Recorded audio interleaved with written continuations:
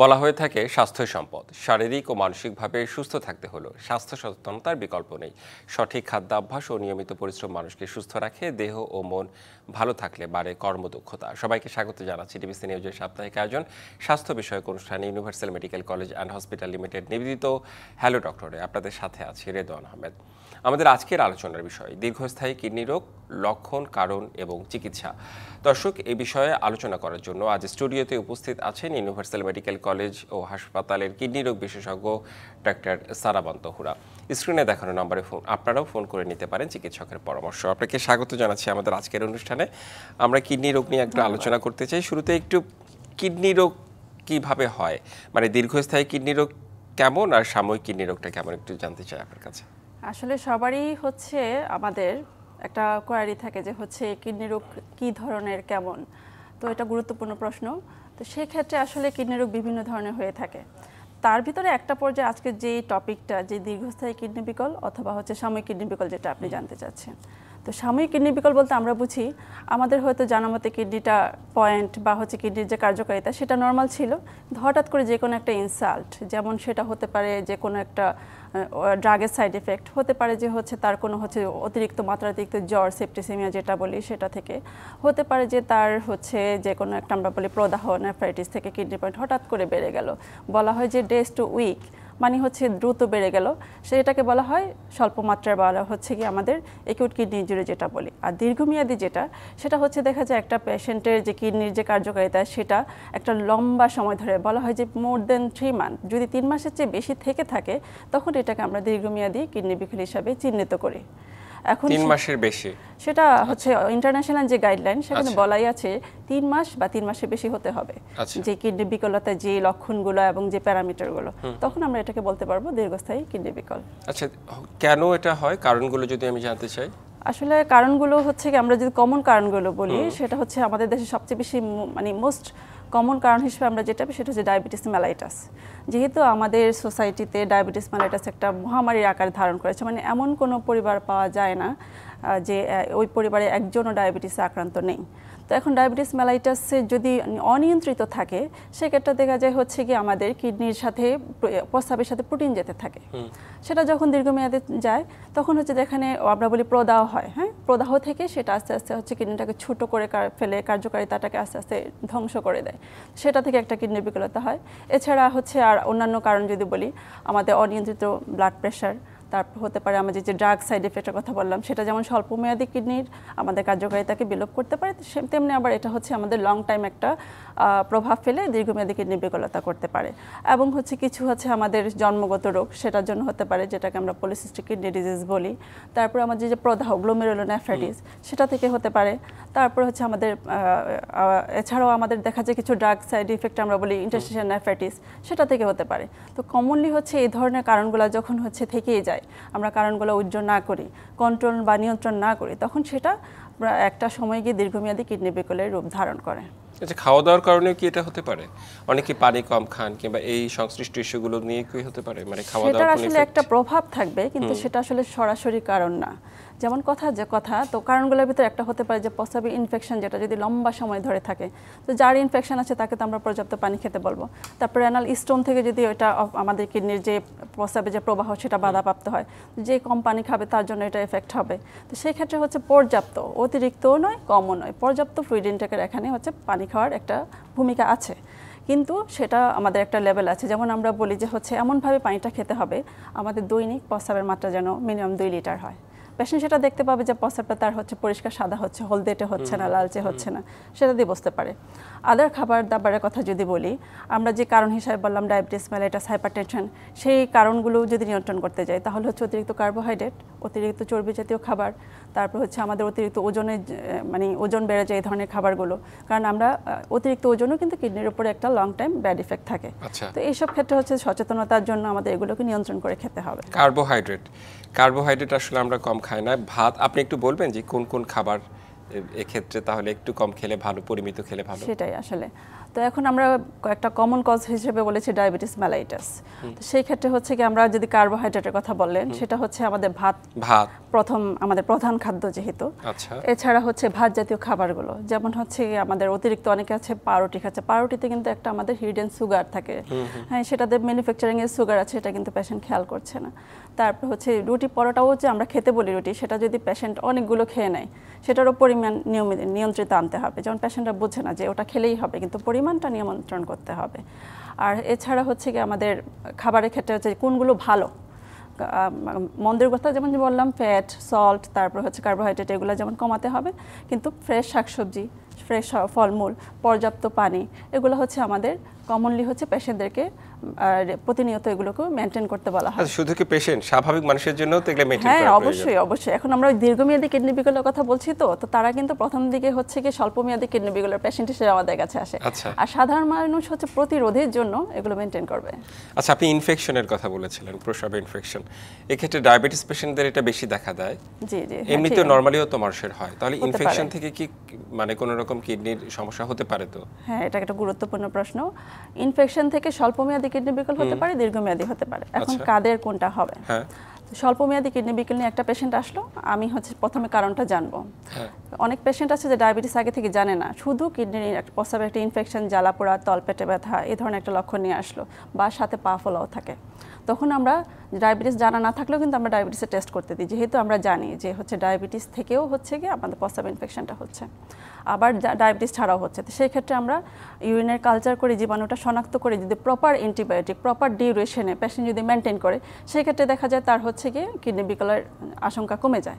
কিন্তু অনেক সময় দেখা যায় তার পর্যাপ্ত হচ্ছে নলেজের অভাবে কখনো ফার্মেসি থেকে নিয়েও অ্যান্টিবায়োটিক খেয়ে ফেলে, সেটা পর্যাপ্ত ডোজ হয় না, ডিউরেশন হয় না, বা আন্ডারলাইন কারণটা ধরা পড়ে না। ডায়াবেটিস ছাড়াও অনেকগুলো কারণ রয়েছে প্রস্রাব ইনফেকশন, যেমন হচ্ছে একটা স্টোন থাকতে পারে, তার জন্মগতভাবে তার কিডনির যে নালীটা সেটা অস্বাভাবিক থাকতে পারে। এগুলো কারণগুলো যদি আমরা ধরে চিকিৎসা করি, প্রস্রাব ইনফেকশন থেকে আমাদের স্বল্পমেয়াদী বা দীর্ঘমেয়াদী কিডনি বিকলের আশঙ্কা কমে যায়। আর যার হচ্ছে যেটা নাকি পর্যাপ্ত চিকিৎসা পাচ্ছে না, ইনঅ্যাপ্রোপ্রিয়েট চিকিৎসা পাচ্ছে, বারবার হয়ে যাচ্ছে, এটা একসময় বারবার কিডনির ইনজুরি করে একসময় এটা দীর্ঘমেয়াদী কিডনি বিকলের রূপ নেয়। সুতরাং সচেতনতাই আমি মনোযোগ দিয়ে ব্যাপারটি শুনছিলাম। আসলে একজন দর্শক রয়েছে, আমরা একটু ফোনটি নিয়ে আসতে চাই। দর্শক কোত্থেকে বলছেন, পরিচয় দিয়ে আপনার প্রশ্নটি করতে পারেন। লাইনটি সম্ভবত কেটে গিয়েছে, সংযোগটি কেটে গিয়েছে। আমরা ইনফেকশন নিয়ে কথা বলছিলাম, একটু লক্ষণের বিষয়ে আমি জানতে চাই যে কারো যদি হচ্ছে দীর্ঘমেয়াদী কিডনি রোগ হয়, মানে প্রথম থেকে কি সে বুঝতে পারে, না একটা নির্দিষ্ট সময় পর গিয়ে বুঝতে পারে যে তার কিডনিতে সমস্যা হচ্ছে? এটা জানা আসলে খুবই জরুরি, কারণ হচ্ছে সবাই কিন্তু সচেতন হতে চায়। তো সেটা যদি সে যদি না জানে কিভাবে সচেতন হবে, কিভাবে বুঝতে পারবে, তা না হলে কিন্তু আমরা এটা প্রতিরোধ করতে পারবো না। এখানেই হচ্ছে সবচেয়ে বেশি একটা আমাদের সচেতন হওয়ার বিষয় যে দীর্ঘমেয়াদী যে কিডনি বিকলতা, এটা কিন্তু লক্ষণ বুঝে যখন পেশেন্ট যে লক্ষণগুলো আমি বলবো, ততক্ষণে কিন্তু কিডনির হচ্ছে 70 থেকে 80% কার্যকারিতা একদম পার্মানেন্টলি নষ্ট হয়ে যায়। সুতরাং তাহলে আমাদের কি করতে হবে? যখন কারো দীর্ঘমেয়াদী কিডনি বিকলের কারণগুলো, যেমন কয়েকটি কমন কারণের কথা আমি বলেছি, এগুলো তার থাকবে, তাকে নির্দিষ্ট সময় অন্তর অন্তর তার পরীক্ষা নিরীক্ষা করে দেখতে হবে যে তার ইউরিনে প্রোটিন যাচ্ছে কিনা, তার আন্ডারলাইং যে কজগুলো বললাম এগুলো নিয়ন্ত্রণে আছে কিনা। ঠিক, আমরা এখান থেকেই ধরবো। একটা ফোন এসেছে, আমরা একটু ফোনটি নিয়ে আসতে চাই। দর্শক কোত্থেকে বলছেন, পরিচয় দিয়ে আপনার প্রশ্নটি করতে পারেন। হ্যালো, আসসালামু আলাইকুম। ওয়ালাইকুম আসসালাম। আমি নোয়াখালী থেকে বলতেছি। আমার মায়ের বয়স হচ্ছে 55 ইয়ার্স। তো উনি দীর্ঘদিন থেকে আসলে ওনার কোমরে ব্যথা হওয়ার কারণেই ব্যথার ওষুধ খাচ্ছে। এটা কোনো ধরনের কিডনিতে এফেক্ট পড়ে কিনা বা কিডনিতে কোনো ধরনের ক্ষতির কারণ হয় কিনা ব্যথার ওষুধ দীর্ঘদিন খাওয়ার ফলে? ধন্যবাদ। জি, উনি খুবই সচেতন নাগরিক, সেই জন্য উনি প্রশ্নটি করেছেন যে ব্যথার ওষুধ খাচ্ছেন এবং এটার কোনো হচ্ছে এফেক্ট হবে কিনা, বা ব্যথা হচ্ছে, ব্যথার ওষুধ ছাড়া তো চলা যাবে না, সেই ক্ষেত্রে কি করা যাবে? অবশ্যই কিছু কিছু ব্যথার ওষুধের সাইড এফেক্টে আমাদের হচ্ছে কিডনি বিকল হতে পারে। তো সেই সেগুলো হচ্ছে NSAID গ্রুপের ওষুধ, হ্যাঁ, যেমন হচ্ছে ডাইক্লোফেনাক, কিটোরোলা, কিছু কিছু ক্ষেত্রে ন্যাপ্রোক্সেন। তো ব্যথার ওষুধ কোন গ্রুপের খাচ্ছে সেটা ইম্পর্টেন্ট, এবং পাশাপাশি যদি হচ্ছে ব্যথার আন্ডারলাইং কজটা আমরা রিমুভ করতে পারি, তাহলে তো ব্যথার ওষুধের পরিমাণও কমে যাচ্ছে। আচ্ছা, দর্শক কি লাইনে আছেন? আপনার মা কোন ব্যথার ওষুধটি খাচ্ছে বলতে পারবেন? না, ওনার হচ্ছে দীর্ঘদিন থেকে কোমরের হাড় ক্ষয় হওয়ার পরে যে ব্যথা করে, ওই ব্যথার জন্য ডাক্তার বিভিন্ন ধরনের ওষুধ খাচ্ছেন। ডায়াবেটিস আছে ওষুধ কিনা? দিচ্ছে, খাচ্ছে। হ্যাঁ, সাথে কি ওনার হ্যাঁ, হচ্ছে ডায়াবেটিস আছে। বা পা ফোলা অন্য কোনো অসুবিধা আছে? পা ফোলার যে সমস্যা ওটা নেই। তবে আপনার মাঝে মধ্যে পার মধ্যে আপনার কোমরের ব্যথাটা পা পর্যন্ত নামে। আচ্ছা, ঠিক আছে। ডায়াবেটিস নেই? হ্যাঁ, ডায়াবেটিস আছে। আচ্ছা, সেক্ষেত্রে এটাও ইম্পর্টেন্ট যে আপনার যেহেতু হচ্ছে কিডনি রোগের একটা ইম্পর্টেন্ট রিস্ক ফ্যাক্টর আছে, সাথে ব্যথার ওষুধ কিন্তু আরেকটা রিস্ক ফ্যাক্টর। তো সুতরাং এক্ষেত্রে আপনার মার কিন্তু হচ্ছে এই যে এনএসআইডি গ্রুপের ব্যথার ওষুধগুলো খেলে কিডনির পয়েন্ট বেড়ে যাওয়ার ঝুঁকি রয়েছে। সেই ক্ষেত্রে আপনাকে ডক্টরকে সে এই ধরনের ওষুধগুলো অ্যাভয়েড করে অন্য ওষুধগুলো যেগুলো সাধারণত ট্রামাডল হাইড্রোক্লোরাইড, এই ধরনের অন্য ওষুধগুলো যেগুলো কিডনি রোগীর সেফ, কোনো কোনো ক্ষেত্রে স্বল্প ব্যথায় প্যারাসিটামল, এগুলো দিয়ে নিয়ন্ত্রণ করা যায় কিনা সেদিকে লক্ষ্য রাখতে হবে।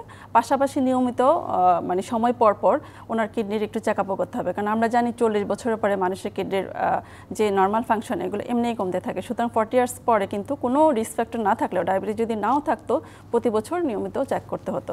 সুতরাং ওনার যেহেতু ডায়াবেটিস আছে, ওনাকে নির্দিষ্ট সময় অন্তর অন্তর অবশ্যই তার কিডনি ফাংশন ঠিক আছে কিনা সেটা চেক করতে হবে। ধন্যবাদ। চেক করার জন্য তো মানে কোন টেস্টটা করতে হবে? কিছু টেস্ট করতে হয়। খুব বেশি টেস্টের আসলে প্রয়োজন হয় না। ইউরিন নরমাল আরই যেটা, ইউএসসিআর মানে প্রোটিন কতটুকু যাচ্ছে, আর ক্রিয়েটিনিন, ইজিএফআর, এগুলি মোটামুটি হচ্ছে মানে তাহলেই বোঝা যায় আসলে কিডনি ভালো আছে কিনা। জি, নিশ্চয়ই একটা বিরতিতে আমাদের যেতে হবে। আমরা যে বিষয় নিয়ে আলোচনা করছিলাম যে আসলে লক্ষণগুলো কেমন, সেই বিষয় নিয়ে আমরা আলোচনা করতে চাই বিরতির পর। Universal medical college and hospital limited নিবেদিত হ্যালো ডক্টরে নিচ্ছে বিরতির সঙ্গেই থাকে। আবারও স্বাগত ডিবিসি নিউজের সাপ্তাহিক আয়োজন স্বাস্থ্য বিষয়ক অনুষ্ঠান universal medical college and hospital limited নিবেদিত হ্যালো ডক্টরে। আমাদের আজকের আলোচনার বিষয় দীর্ঘস্থায়ী কিডনি রোগ, লক্ষণ, কারণ ও চিকিৎসা। আলোচনা করতে আমাদের সাথে স্টুডিওতে আছেন ইউনিভার্সাল মেডিকেল কলেজ হাসপাতালের কিডনি রোগ বিশেষজ্ঞ ডাক্তার সারাবান তহরুয়া। আমরা বিরতির পর আবার আলোচনা শুরু করতে চাই। লক্ষণ নিয়ে আলোচনা করছিলাম, একটু জানতে চাই যে কারা কারা নিয়মিত চেক আপ করবে, মানে ঝুঁকির মধ্যে কারা কারা রয়েছেন? আসলে দীর্ঘমেয়াদী কিডনি বিকলতা আমরা আসলে প্রতিরোধই করতে চাই। প্রতিরোধ করতে হলে আমাদের নিয়মিতভাবে যাদের চেক আপ করতে হবে জানতে হবে কখন আমি নিয়মিত করব। তো আসলে বলা হয় যে যাদের 40 ইয়ার্সের পর, কারণ 40 ইয়ার্সের পর আমাদের কিডনির যে আমার নেফ্রন সংখ্যা কিন্তু কমতে থাকে, সুতরাং প্রতি বছর তাকে একবার কোনো সিমটম না থাকলেও চেক করতে হবে। ডায়াবেটিস, হাইপারটেনশনের কথা আমরা আগে বলেছি, যেহেতু এগুলো রিস্ক ফ্যাক্টর, তাদের অবশ্যই নিয়মিত চেক করতে হবে। তাদের ফ্রিকোয়েন্সি আরও বেশি। কখনো কখনো দেখা যায় যদি অনিয়ন্ত্রিত থাকে 3 মাসে 6 মাসেও করতে হয় চেক আপ। এছাড়া আপনার যাদের ওজন বেশি যাদের অবেস যারা, হ্যাঁ, আমরা আগে বলেছি যে হচ্ছে আমাদের ক্যালোরি বা কার্বোহাইড্রেট জাতীয় খাবার, চর্বি জাতীয় খাবারগুলো অ্যাভয়েড করতে হবে। তো সুতরাং যাদের ওজন খুব বেশি তাদের স্ক্রিনিং করতে হবে। যাদের পরিবারে কিডনি রোগের হিস্ট্রি আছে, যাদের হচ্ছে জন্মগত কোনো কিডনিতে ত্রুটি আছে, দেখা যায় তাদের আল্ট্রাসোনোগ্রাফিতে কোনো একটা কনজেনিটাল অ্যাবনর্মালিটি ধরা পড়লো, তাদের প্রতি বছর চেক করতে হবে অবস্থা কেমন, মানে সেটা আমাদের দীর্ঘমেয়াদী কিডনি বিকলের দিকে যাচ্ছে কিনা। স্মোকারদের করতে হবে। তো যাদের হচ্ছে পরিবারের কথা বললাম, জন্মগত কিডনি রোগ, যারা হচ্ছে এই যে একটু আগে যেটা বললাম যে এনএসআইডি গ্রুপের ড্রাগ খাচ্ছে কোনো পেইনের জন্য, তাদেরকে নির্দিষ্ট সময় অন্তর অন্তর চেক করতে হবে এটার ইফেক্টে তার দীর্ঘমেয়াদী কিডনি বিকল হয়ে যাচ্ছে কিনা। তো মোটামুটি হচ্ছে আমরা যদি হচ্ছে প্রতি বছর এরকম রিস্ক ফ্যাক্টর যাদের আছে ওরা চেক করি, তাহলে আমরা সচেতন থাকতে পারবো, তখন আমরা লক্ষণের আগেই জানতে পারবো। ধরুন যারা ঝুঁকিপূর্ণ, আপনি যাদের কথা বললেন, এমনি সহজ স্বাভাবিক যারা মানুষ, তাদেরও কি উচিত কিডনি পরীক্ষা করা? অবশ্যই উচিত, কারণ হচ্ছে কিডনির রোগ হচ্ছে সাইলেন্ট রোগ। আপনার লক্ষণ পাবে কিন্তু 70 to 80% ড্যামেজ হওয়ার পর। তো সুতরাং আমি যদি আগেই জানতে চাই যে ড্যামেজ হওয়ার আগে আমি জানবো, আমাদের অবশ্যই হচ্ছে প্রতি বছর আসলে সামান্য কিছু টেস্ট করে সেটা স্ক্রিনিং করে ফেলা। স্ক্রিনিং মানে হচ্ছে আমরা আছে কিনা অল্প একটু হলেও আমরা বুঝতে পারবো। আচ্ছা, আপনি যেটা বললেন এই যে লক্ষণটা অনেক পরে বোঝা যায়, লক্ষণটা আসলে কী ধরনের হতে পারে? কারো যদি কিডনি ড্যামেজ হয়ে যায় কিংবা কিডনি রোগ হয়, তাহলে কী ধরনের সে অনুভব করবে আর কি, মানে খারাপ লাগাটা কীরকম? আসলে কিডনি রোগ নয়, কিডনি ড্যামেজ, কারণ কিডনি রোগের রেঞ্জ তো আসলে অনেক বেশি, প্রতিটির লক্ষণই আলাদা। তো এই ক্ষেত্রে আমি বলবো যে হচ্ছে কিডনি যখন ড্যামেজ হয়ে যায় বা সিকিডি, আমরা বলি যে স্টেজ 4-এ যাওয়ার পর সিমটমগুলো বোঝা যায়। হ্যাঁ, কেমন? স্টেজ 4-এ গেলে দেখা যায় পেশেন্ট ক্লান্তি অনুভব করে, খুব দুর্বলতা অনুভব করে। কেন? কারণ কিডনি সেই ক্ষেত্রে কিডনি যে আমাদের সোডিয়াম, পটাশিয়াম, রক্তের লবণগুলো মেনটেন করতে পারছে না। কিডনি আমাদের রক্ত তৈরি করে, হিমোগ্লোবিনটা কমে যাচ্ছে। পেশেন্ট দেখা যায় হচ্ছে তার ডেইলি অ্যাক্টিভিটিসগুলো ঠিকমতো করতে পারছে না। মনোযোগহীনতা শুরু হয়। কেন? কারণ ইউরিয়া এবং কিডনি যে বর্জ্য পদার্থগুলো শরীর থেকে প্রতিনিয়ত বের করছে, সেগুলো শরীরে জমতে থাকে, যেটা আমাদের ব্রেনকে এনকেফালোপ্যাথি করে। তো তারপরে দেখা যায় পেশেন্টের পায়ে পানি আসতে পারে, কারণ পর্যাপ্ত তার অনেক সময় প্রস্রাবটা কমে যাচ্ছে। অনেক ক্ষেত্রে শ্বাসকষ্ট শুরু হয়, লাংসে পানি জমে, অ্যাসিডের মাত্রা বেড়ে যায়, সেটা থেকে শ্বাসকষ্ট হতে পারে। তো দেখা যায় হচ্ছে সার্বিকভাবে একটা মানুষের এই ধরনের সিমটমগুলো দেখা দিতে পারে। একজন দর্শক রয়েছে, আমরা একটা ফোন নিয়ে আসতে চাই। দর্শক কোথা থেকে বলছেন, পরিচয় দিয়ে আপনার প্রশ্নটি করতে পারেন। জি, আসসালামু আলাইকুম।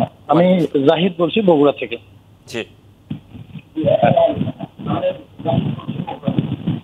জি, আমার সমস্যা হলো আমার কিডনিতে পাথর হয়েছে 2007 সালে প্রথম ধরা পড়ছে। আপনি বলুন, আপনার টেলিভিশনের সাউন্ডটি কমিয়ে দিয়ে আপনি কথা বলুন। আচ্ছা আচ্ছা। এখন আমি হলো একবার আমার হলো ইউআরএস অপারেশন করছে 2010-এ, তখন পাথর পাইনি। আচ্ছা, 2020-এ আরেকবার পাথর মানে কিডনিতে ব্যথা হচ্ছিল, পরে আবার চেক আপ করে বলছে যে আবার স্টোন। পরে ইউআরএস অপারেশন করছে। ইউআরএস অপারেশন করার পরে মাঝখানে ভালো ছিলাম, এরপরে পিছনে মাঝে মধ্যে ব্যথা হতো। আবার 2020 সালে আবার প্রচন্ড ব্যথা নিয়ে ভর্তি হয়ে হাসপাতালে, আবার আমার কিডনিতে পাথর। তখন আমার হলো পিসিএনএল করছে। পিসিএনএল করার পরে পাথরটা বের করছে। আবার হলো বাম সাইডে 2024 সালে প্রচন্ড ব্যথা নিয়ে আবারও হাসপাতালে ভর্তি হই। তো তখন ভর্তি হওয়ার পর আমার সেরাম ক্রিয়েটিনিন ছিল 1.5 থাকার কারণে আমার ওই মুহূর্তে অপারেশনটা করে নেই, বলছে যে এটা কমবে তারপর। তো কয়েকদিন পরে আমার এমনি ইউরিনের সাথে পাথরটা বের হয়ে গেছিল, যে পাথরটা আমার কাছে আছে এখনো। এখন আপনার আমার সমস্যাটা কি? এখন সমস্যা হচ্ছে আমার সিরাম ক্রিয়েটিনিনের পয়েন্ট 1.5 যেদিন হাসপাতালে ভর্তি হয় সেদিন ছিল, এরপরে হচ্ছে 2.3 পর্যন্ত উঠছিল, মানে বেড়েই যাচ্ছিল দিন দিন। পাথরটা বের হওয়ার পর প্রতি 1 মাস পর পর আমি সিরাম ক্রিয়েটিনিন টেস্ট করি, আমার 1.3 পর্যন্ত আসছে। আবার গত মাসে টেস্ট করছি 1.4 আসছে। এখন আমি কোনো ব্যথার ওষুধ খাই না, বা আমাকে যে ওষুধটা দিয়েছে সেটা হলো সোডিকাপ, হ্যাঁ সোডিনেট। এইটা আমি কন্টিনিউ খাচ্ছি। আর আমার হলো প্রেশার আছে, হাই প্রেশার। আমি এটার জন্য কন্টিনিউ ওষুধ খাই হলো পাইজারুন 5/40, আর হচ্ছে অ্যাটোভা 10, এই কয়েকটা ওষুধ খাই। কিন্তু আমার বারবার পাথর হচ্ছে কেন, এটা থেকে নিরাময়ের কোনো উপায় আছে কিনা? আর সিরাম ক্রিয়েটিনিনটা আমার বাড়তেছে কমতেছে, এটার কোনো আলাদা কোনো ডাক্তার দেখাতে হবে কিনা, বা এটা কি সুরাহা পাওয়া যায়? একটু যদি বিস্তারিত জি, বলতেন। বুঝতে পেরেছি, ধন্যবাদ।